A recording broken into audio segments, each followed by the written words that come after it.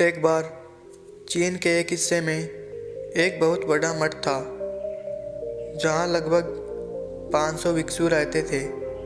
वो सभी अपने गुरु के बताए मार्गदर्शन से खुद को जानने का प्रयास कर रहे थे।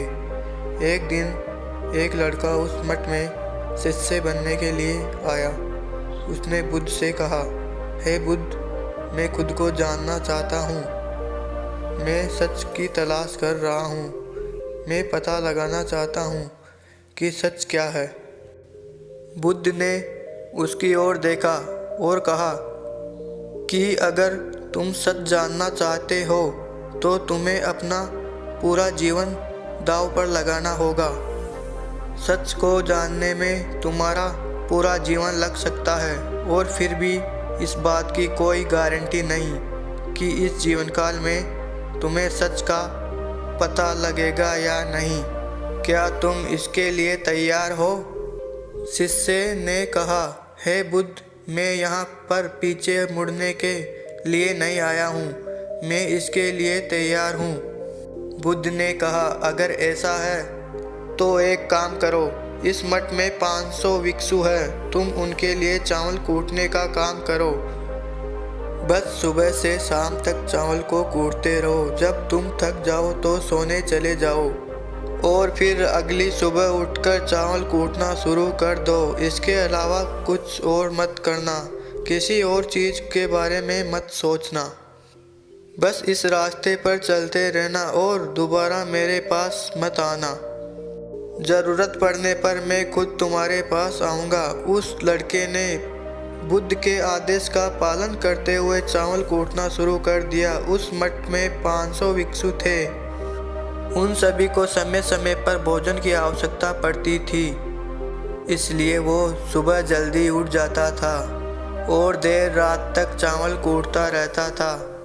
जब वो थक जाता तो वह उसी कमरे में सो जाता जहाँ वो चावल कूटता था।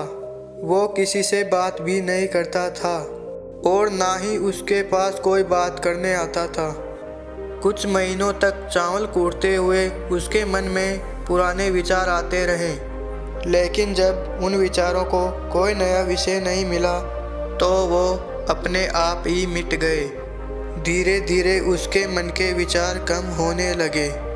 कुछ सालों के बाद तो वो अपना नाम तक भूल गया। वो हमेशा चुप रहता और विचारहीन अवस्था में चावल कूटता रहता। उसने न तो कभी ध्यान किया और ना ही कभी शास्त्र पढ़ा। मठ के बाकी शिष्य उसे मूर्ख समझते थे। ऐसा करते हुए उसे 12 साल बीत गए। 12 साल बाद एक दिन बुद्ध ने घोषणा करते हुए कहा, अब मेरा आखिरी समय आ गया और मुझे अपना उत्तराधिकारी चुनना है जो मेरे बाद इस मठ का मुखिया होगा। इसलिए मेरा कोई भी शिष्य जिसे अपने ऊपर पूरा विश्वास हो और उसने खुद को जान लिया है तो रात को मेरे दरवाजे के पास आकर इस दीवार पर कुछ पंक्तियाँ लिखे जिसमें उसकी ज़िंदगी का सारा अनुभव समाया हो। कई शिष्यों ने ऐसा करने के बारे में सोचा। मठ के प्रमुख शिष्यों में से एक ने वहां जाकर कुछ पंक्तियां लिखी। उसे बौद्ध ग्रंथों का बहुत ज्ञान था। सभी शिष्यों को लगता था कि वो इस मठ का उत्तराधिकारी बन सकता है। उसने लिखा था कि मन एक दर्पण की तरह होता है जिस पर विचारों और इच्छाओं की धूल जमा हो जाती है। इस धूल को हटाने के लिए ही ध्यान किया जाता है। जिसकी धूल हट जाती है और मन का दर्पण साफ हो जाता है तो वह मोक्ष को प्राप्त कर लेता है।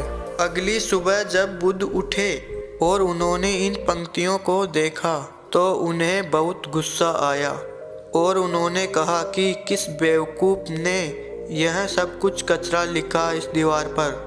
वह शिष्य जिसने यह सब कुछ लिखा था वह चुप रहा। हालांकि उसने जो पंक्तियां लिखी थी वो ज्ञान से भरी थी, लेकिन यह सब किताबी ज्ञान था। वह शिष्य बहुत चालाक था। उसने पंक्तियां लिखी लेकिन नीचे अपने हस्ताक्षर नहीं किए।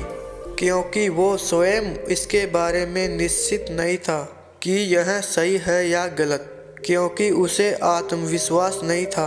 बुद्ध ने इन पंक्तियों को पूरी तरह से खारिज कर दिया।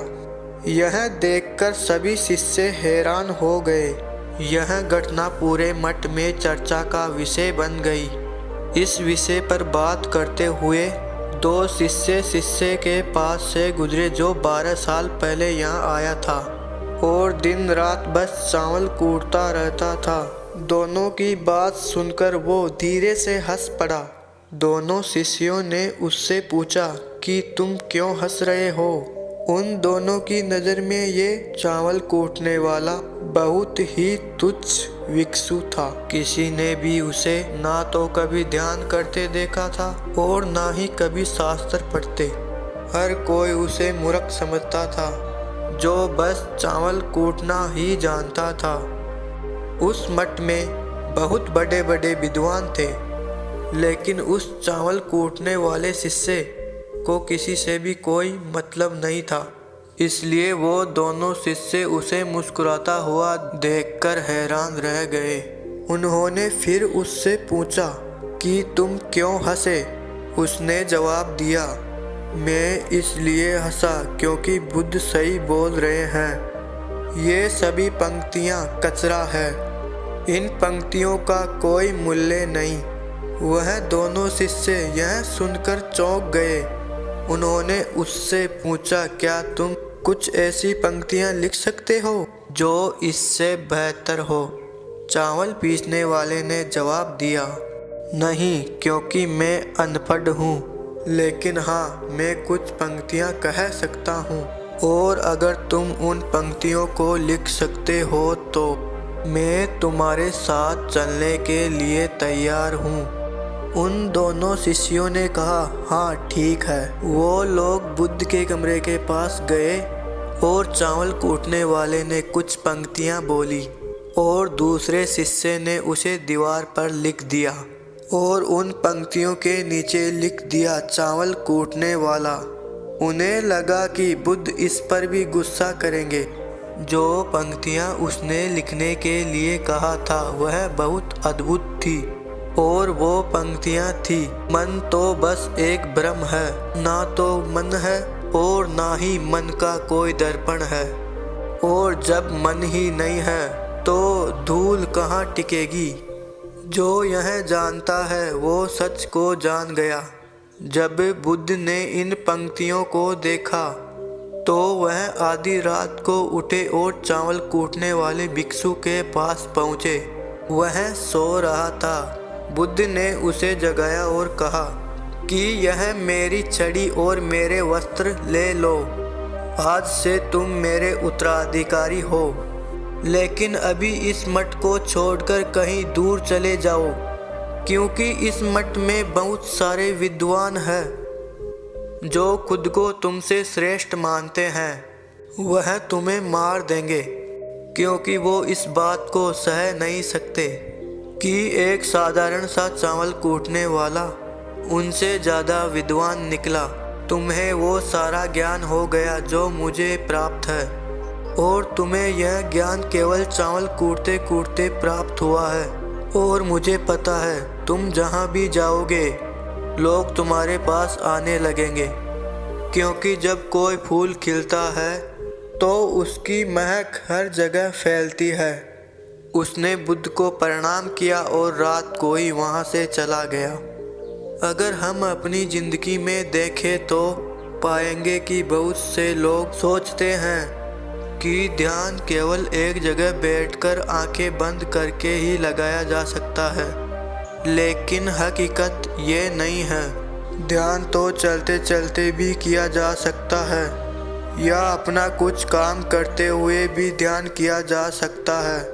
असल में ध्यान का मतलब यह है, क्या आप जो भी काम कर रहे हो उसे इतनी शिद्दत से करें कि आपको अपने शरीर का ख्याल भी ना रहे। बिल्कुल उस चावल पीसने वाले की तरह जो चावल कूटने में इतना मगन हो गया कि उसे खुद का ख्याल भी नहीं आया।